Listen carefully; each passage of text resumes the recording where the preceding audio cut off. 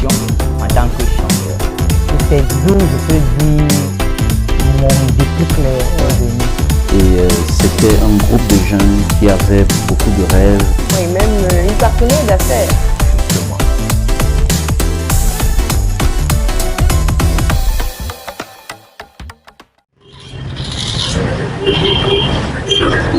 Bienvenue dans votre émission préférée où vos talents sont toujours dévoilés. J'ai nommé Découverte. Devinez quoi? Aujourd'hui, nous allons à la rencontre d'un nouveau talent. Bah oui, nous sommes comme ça dans la ville de Douala, plus précisément dans le quartier Picatresse, où nous allons découvrir une coiffeuse spéciale. Vous savez quoi? On raconte partout qu'elle fait des merveilles et j'ai hâte de la rencontrer. Pas vous? Je sais que oui, alors suivez-moi.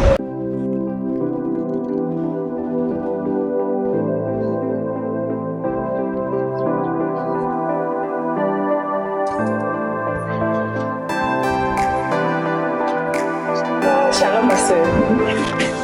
Et te bénisse. Bienvenue. Merci.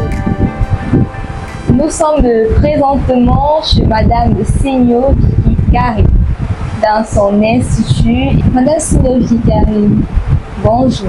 Bonjour. Comment allez-vous? Très bien, par la grâce de Dieu. Parole créatrice est chez vous aujourd'hui. Enchantée vraiment. Ok, nous sommes ravis d'être parmi vous aujourd'hui. Nous avons fait une petite enquête sur vous et nous aimerons vraiment que vous donniez votre avis. Si ça tient la route, quoi, nous vous invitons à regarder. Madame Signo Vikari est une femme de très belle taille, âgée de 40 ans qui s'est découverte une passion pour la coiffure depuis les années 2010. Elle suivra donc une formation qui lui permettra de se perfectionner de jour en jour dans le domaine et d'occuper un poste de directrice dans un institut de beauté au nom du Barbier. Établissement à multiples formes, la dame aux doigts magiques ne fera pas que coiffer, mais manicure, pédicure, soins de visage, massage seront aussi son affaire. Mariée à Monsieur Signo Robert et mère de 2 enfants, elle est dotée d'une créativité exceptionnelle et ses clients ne peuvent que se réjouir de ses œuvres et d'apprécier le résultat. Femme de prière, Karine est une chrétienne qui persévère au Love Divine Sanctuary, au quartier PK8, et dans laquelle elle adhère à une commission de restauration pour l'œuvre du Seigneur. Cependant, Vicky est passée par beaucoup de difficultés. Elle a même dû s'adonner à d'autres activités pour joindre les deux bouts. Mais comme on dit souvent, aucune souffrance ne reste éternelle. Plusieurs de ses sœurs d'église ont commencé à solliciter ses services pour des coiffures de mariage. Appréciation, bonheur, satisfaction étaient à l'ordre du jour. Et ravie de voir un sourire sur le visage de ses sœurs, Vicky décida de se redonner une chance et de poursuivre ses rêves. Une coiffeuse pas comme les autres, Vicky Karine, nous découvrons aujourd'hui un autre talent. Alors, Madame Signo, dites-nous, nous aimerons savoir votre avis par rapport à la petite enquête féministe. En quelques mots, vous avez vu juste, c'est réellement moi. C'est réellement moi par rapport à cette enquête. Vous avez vraiment vu juste.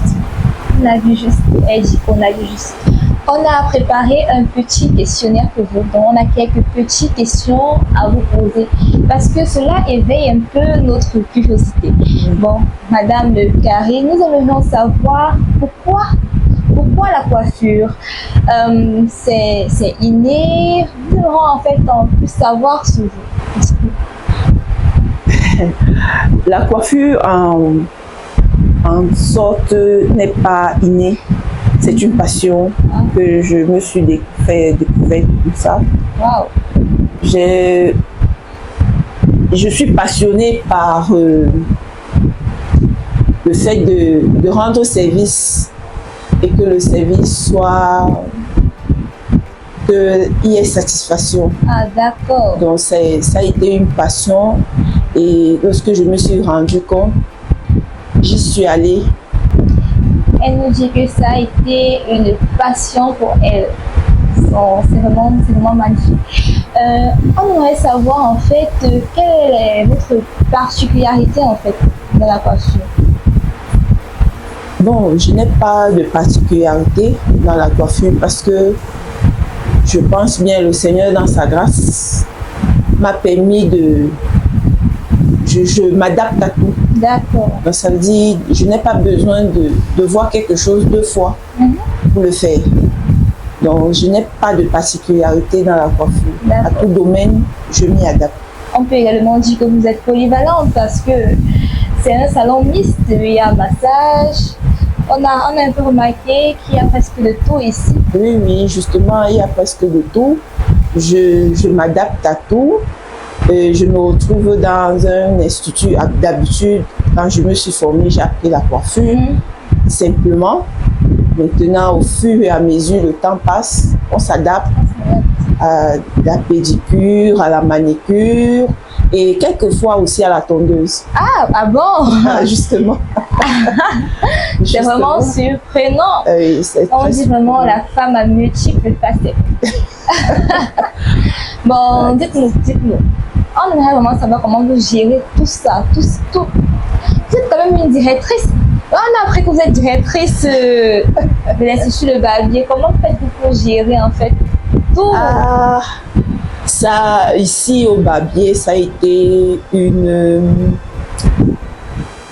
vraiment une très grande aventure et une très grande responsabilité. Parce que tu te retrouves gérante d'un institut. C'est pas facile. Ce n'est pas facile parce que tu te retrouves avec des domaines d'habitude tu n'as pas géré, surtout côté barbier. Parce qu'avec les hommes, je n'y avais vraiment pas eu affaire à eux. Donc ça fait que c'est une grande leçon de vie que je suis en train de recevoir ici. J'apprends l'entrepreneuriat, à gérer les humains en quelque sorte, oui, à gérer et à pouvoir faire valoriser le barbier. J'aimerais savoir quel genre de coiffure vous maîtrisez le plus et quel genre de cheveux. Je ne sais pas si vous avez des préférences, cheveux crépus, cheveux défrisés. Je ne sais pas, j'aimerais que vous nous éclairez un peu dessus. Vous saviez, dans le domaine de la coiffure, vous ne deviez pas avoir une préférence. Parce que si vous avez une préférence, ça veut dire que vous allez exclure un nombre de clients. Donc, vous êtes obligé de vous former dans tous les domaines, ce qui concerne le cheveu. Cheveux défrisés, cheveux nappis, crépus, comme on dit chez nous. Vous êtes obligé de vous former à cela.